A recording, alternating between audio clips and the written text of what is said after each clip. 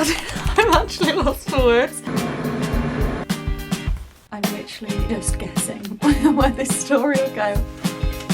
Trying not to flick ahead so I don't see anything. I mean, already I'm hooked.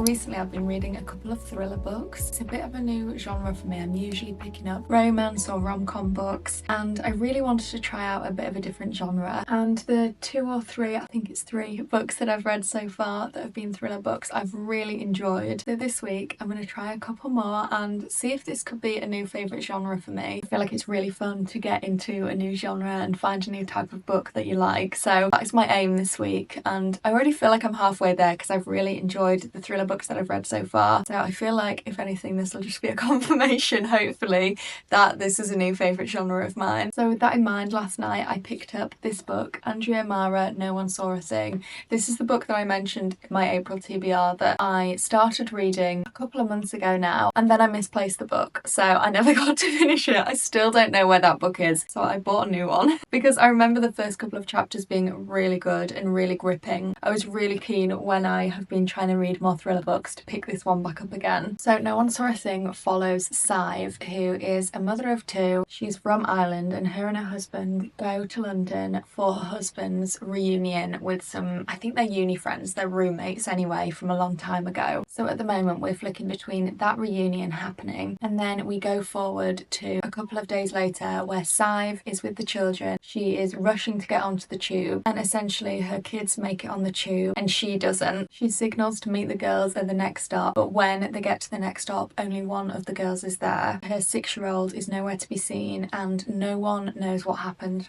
No one saw a thing. I'm currently on page 63, chapter 11, and so far it's been so gripping. We're at a really good pace immediately from the off. Chapter 1, the big plot point that is mentioned in the description of the book has happened straight away, so we're straight into the action. I really like that with thriller books that I've read so far, that the plot and the action happens straight away, and things like character building and kind of building the things around the story happens alongside the action. I feel like that makes for a real page turner, and I'm definitely finding that with this one so far. So far so good. I feel like immediately I'm gripped and I want to know more. So I'm hoping to get through a good chunk of this book today.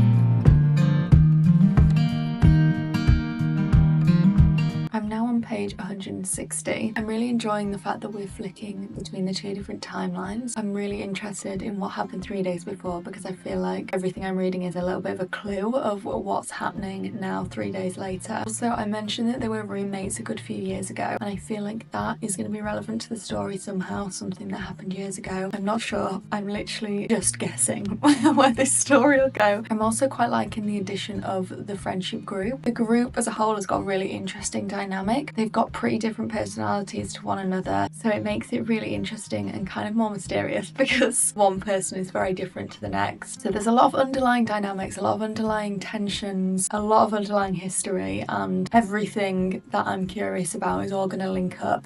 I actually have no idea. I can't guess where the story's going, which is really good. I like that about a thriller where you just have no idea what's going to happen, and I really feel like that with this one. So yeah, I mean, I've literally just sat here and read for ages. I think I'm going to carry on. I might make a cup of tea actually and switch up where I'm reading just for a bit of a change of scenery. But I'm so intrigued to see where this is going to go.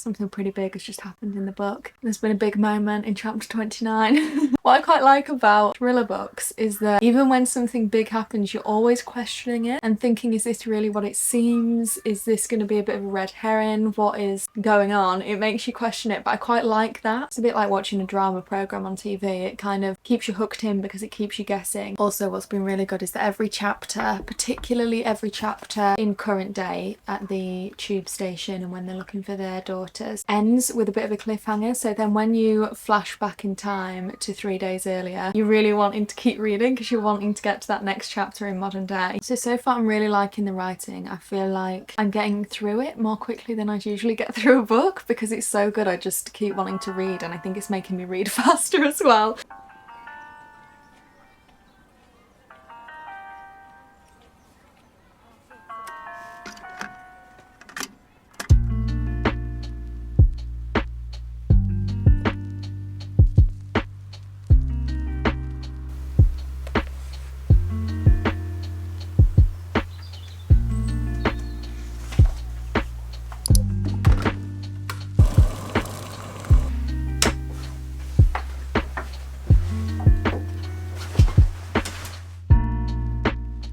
Just got back from dinner with friends and I'm coming back to finish my book. I really didn't think that I would finish this book today, but I've had a lot of time to read, and also it's been such a page turner that I didn't want to do anything else other than read this book. And we've got to an amazing point. We're set up for a very good last chapter. I think it's the last chapter. It might be last couple of chapters. I think 3 chapters. I'm trying not to flick ahead so I don't see anything. But we're set up for a very good final 3 chapters. I've really liked so far the way that things have been revealed. It's just been really well written, and the story just took so many turns. There were so many red herrings. I just can't wait to see how it ends. So as soon as I've walked through the door, I've made myself a cup of tea and it's time to finish the book.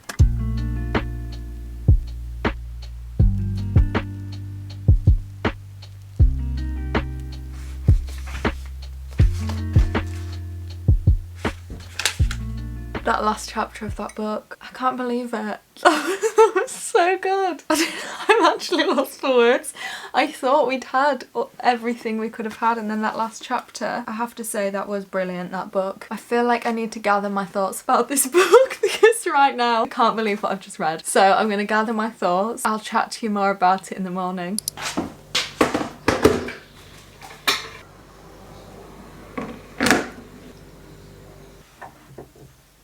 It is the next morning and I feel like I finally gathered my thoughts about this book. This was such a gripping read. Right from the off, the plot was really fast paced and I felt like that continued throughout the whole book. With the addition of Siv's husband's reunion happening alongside the girls going missing, we had quite a few different characters to look at, but rather than feeling like that was too much, I couldn't quite get my head around each character, I think that actually added quite a lot to the plot because there were more people to suspect and a lot of people to be curious about, and trying to figure out how everything linked together and what the relevance was of the reunion was a really interesting part of the read. I also do think that it worked really well that we flashed between the reunion itself and a few days later when the girls went missing. The reunion storyline added a lot of really key context, but then when you flashed forward to the girls going missing, that gave it that real sense of urgency that I think makes for a real page-turning thriller. I mean, I was gripped throughout, but maybe the last couple of chapters actually, where things kind of got thrown into the mix that I really wasn't expecting, and that made the end of the book really, I was kind of like really intrigued as I was reading it. I've been trying to think about my rating for this book because I absolutely loved it, but my issue with thriller books now is that now that I've read The Couple at Number 9 by Claire Douglas, I compare every thriller book to that because I think that was the first thriller book in a while that I just absolutely loved. I just had no bad things to say about it. I really enjoyed that book and the way it was written and structured and everything. So it's a tough one to contend with, and it's made me giving 5 stars to a thriller book a little bit harder because, like I said, I'm comparing it to that. I think I'm gonna give this book 4.5 stars because I absolutely loved it. It was so gripping, really page turning, and to be honest, if I hadn't read The Couple at Number 9, I think I might have given this 5 stars, but I think I'm gonna stay at 4.5. It was really good. I would really recommend it, and I think it's actually a really good introduction to this genre. I'm still very much getting into thriller thriller books, but this just feels like it would be a really good place to start. So that was a great read. I also have another Andrea Mara book on my bookshelf called Someone in the Attic that I need to read at some point. So this writing and how much I enjoyed this book means that I'm definitely going to have to pick that up soon. But for now, I'm heading to Claire Douglas's The Wrong Sister, which I'm so excited about. As I've just said, love Claire Douglas, and her writing is just brilliant. Both the books that I've read have been fantastic by her, so I'm looking forward to reading a third. This book follows sisters Tasha and Alice. Tasha goes away, leaves her children in the safe hands of Alice, but while she's away she gets an unexpected phone call from home saying that Alice and her husband Kyle have been attacked. Kyle has died and Alice is in intensive care. And then she receives a note addressed to her that says, "It was supposed to be you." I mean, already I'm hooked. It's just really lovely. I think I said this in my previous video that I really like when you find an author that you've already loved a few of her books, so you're now going into the next book feeling like you're already going to enjoy it. I actually think I'm going to try immersive reading to start this book off, which is something that I have been really enjoying recently. I haven't done it with the past couple of books I've read. I want to get back into that with this one. So let's spend a couple of hours reading together.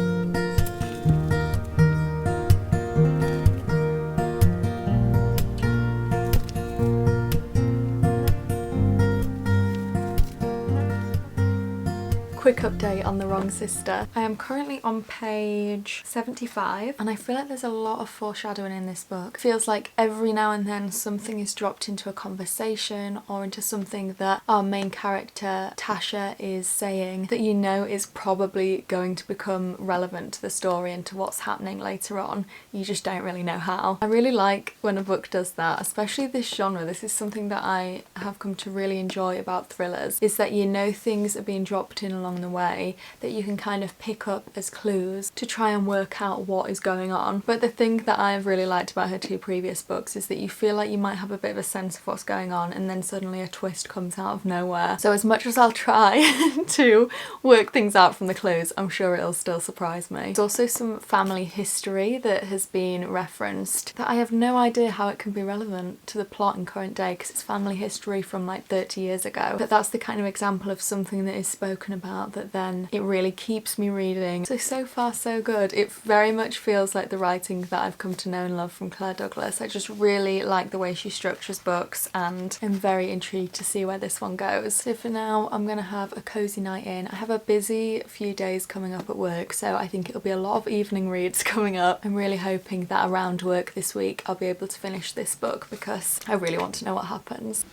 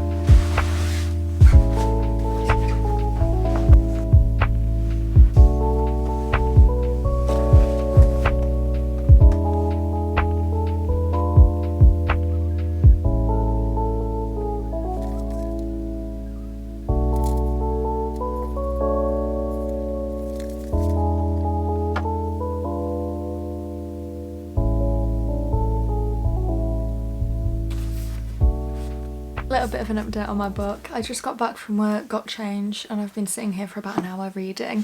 I'm on chapter 17, page 149, and so far I'm finding it a little bit slower paced than I'm used to from Claire Douglas. I'm still really enjoying the writing. There is a lot more kind of descriptive writing going on and a little bit less dialogue than her other books. Having said that, there is quite a bit of dialogue, but it just feels like there's more descriptive paragraphs included in the start of this book compared to her others. So I'm finding it a little bit slower paced. I know there'll be twists to come, but I'm still enjoying it. It's not a criticism, it's just that it's a little bit slower. I'm just really looking forward to when it starts unravelling a little bit more in the next couple of chapters.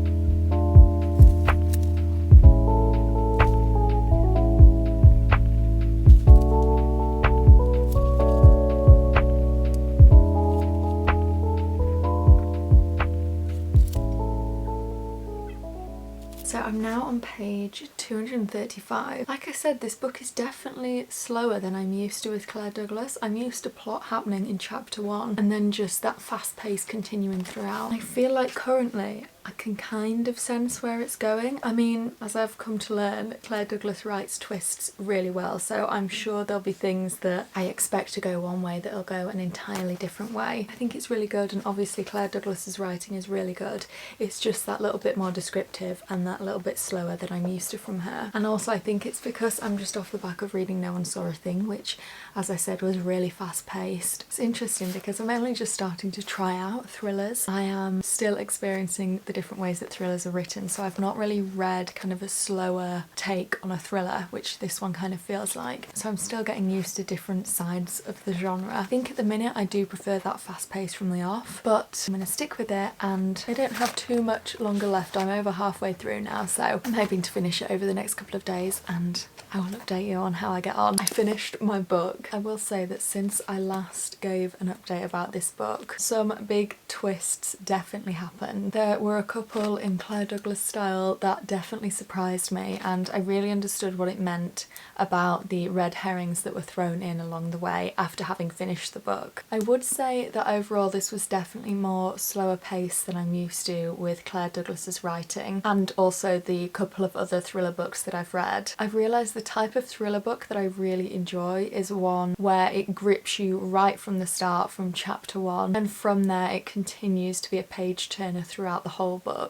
If you prefer more of a slower build thriller, I would definitely recommend this one for you, because I did enjoy the plot and we did get twists and turns towards the end of the book. I would say for me personally, I think I prefer more of that fast-paced speed that she had in her other two books that I've read. So I've been thinking about the rating that I want to give this one, and I think I'm going to give it 3 stars because it was definitely a really good read once those twists started to happen. I just think I might have preferred that faster pace throughout. At the back of this book there are other books by Claire Douglas listed, and I would definitely like to try some more of hers. So if you've read any of Claire Douglas's books that you've really enjoyed, do let me know and I will try that one next. In today's video I wanted to make sure to give you some of my top thriller book recommendations. I do definitely think that it's becoming a genre that I really enjoy, and I'm finding that now I'm at a point where I've read a good couple of thrillers and I feel like I'm starting to know exactly the kind of thrillers that I like. Also, a majority of these recommendations are with other people right now. Whenever I read a good book, I often give it to somebody else to read, so I don't have all of them to show you. And with that being said, the first one is one that I don't have. It is The Woman Who Lied by Claire Douglas, which is all about a crime writer whose life starts to unravel when she begins to experience part of the plots of her crime books in her own life. And I gave this book 4 stars. I really enjoyed the turns that this book took. It was written a little bit like a whodunit, which I found really gripping because I pretty much suspected every character at some point in the book, which meant that it was really page turning because you'd think one thing, then that would be proved not to be the case. So you wanted to keep reading and keep guessing what was going to happen. It also chopped and changed a little bit in terms of the perspectives that we were flashing to and from, which I think worked really well. I'm finding that I really enjoy types of thrillers like that are written from lots of different perspectives, because I find that it really keeps me reading and not only wanting to get to the next chapter, but wanting to get to the one after that and the one after that, to get back to a perspective that might have been left on a cliffhanger. And I remember thinking with this one actually that I think it would make a really good TV show. I can just see it being a really good programme. Next is a book that I think would be strange if I didn't mention it in this video, as soon as I've referenced it so many times. It's The Couple at Number 9 by Claire Douglas. This follows Safi and her partner, who move into Safi's grandma's old house, and when people are working on the house they find 2 bodies buried in the garden. Eyes then turn to Safi's grandma, who used to live in the house, and that's kind of where the first couple of chapters of the book open and set the scene for all of the twists and turns. And honestly, it was the most twisty turny book. I absolutely loved this one, and this is definitely the book after The Woman Who Lied that made me realise that I wanted to read more Claire Douglas books. Like The Woman Who Lied, it flicked between perspectives, which I really enjoyed. I gave it a 5-star, and I think I mentioned in my March reading wrap up, the moment that I knew that it was going to be a 5-star was when I had to reread one of the twists to make sure that I'd read it right, because it was so good. So I would 100% recommend this book if you're looking for a thriller. The next book is one that I read a good few years ago. It is A Keeper by Graham Norton, and it's also lent out to a friend of mine, so I again don't have it to show you. I had to remind myself of the plot of this one because I read it quite a while ago now. Elizabeth Keane, a university lecturer, returns to her childhood home in Ireland after her mother's death, discovering a hidden past and the identity of her father through a box of letters. Reminding myself of this plot is just reminding me of how much I loved this book. I remember at the time of reading this book I was living with my friend, and every time I finished a chapter I just went and found her and told her exactly what happened in that chapter, because I really wanted somebody to talk to about it. That's how much I was enjoying it. And I think this is the first thriller book, now that I'm thinking about it, that I just absolutely loved and found so gripping. And I can't believe that from reading this book it's been so long since I've picked up thriller books again, because you'd have thought reading this book how much I enjoyed it, I would want to just keep reading thrillers. It was so well written. You got to a certain point of the book where every chapter was ending on a cliffhanger. I didn't actually rate it anywhere at the time or write down my thoughts on it like I would now, but I know for a fact that if I had I would have given it 5 stars. And finally I wanted to mention No One Saw a Thing by Andrea Mara, which I won't talk too much about because I've already talked quite a lot about it in this video, but I really did enjoy it, and I definitely think that that would be a good one to start with if you're looking to get into the thriller genre. So those are all my top thriller recommendations so far, but anytime I read another good thriller, because I'm sure I'll just read more from now on, I will be sure to recommend. And that is everything for today's video. Thank you for coming along with me to read some thriller books. It's definitely a new favourite genre of mine, so it's really fun to share that reading experience. And I will see you next week with another reading video. I hope you have a lovely week. I hope you have a chance to read this week, and I will chat to you again then.